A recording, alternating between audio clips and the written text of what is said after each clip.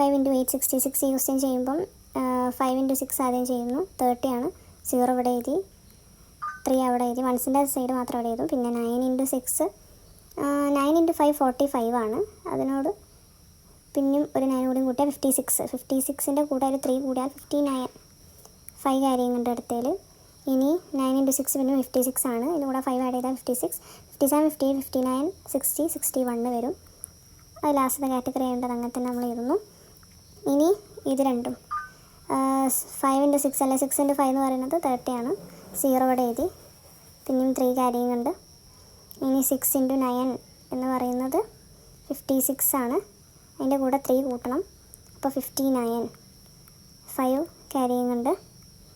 എന്നതിന് ശേഷം 9 × 6 അത് പിന്നെയും 56 ആണ്. 5 കാര്യം കൊണ്ട്, അപ്പോൾ അവിടെയും 61 ആയിട്ട് മാറും. 56നോട് 5 ആഡ് ചെയ്താൽ 61. ഇനി അടുത്തത് 8 × 5. 8 × 5 ചെയ്യുമ്പോൾ അത് 40. ഇനി അത് ഇവിടെയാണ് ചെയ്യുക. 40ൻ്റെ 0 ഇവിടെ ഉണ്ടാവും, 4 കാരിങ്. ആൻഡ് ആഫ്റ്റർ ദാറ്റ് 8 × 9 അല്ലെ 9 × 8 56 ആണ് നമുക്കറിയാം. 56 പോരാ, 4 കാരിങ് ഉണ്ട്. 56, 57, 58, 59, 60 വരും. അപ്പോൾ 0, 6 കാരിങ്. ഇനി ഏതാ 8 × 9 56 ആണ്. ഇനി ഇതല്ലേ ചെയ്യുക. 8 × 9 ചെയ്യുമ്പോൾ 56 ആണ്. 6 ആണ് കാര്യം കിടക്കുന്നത്. 56, 57, 58, 59, 60, 61, 62 വരും.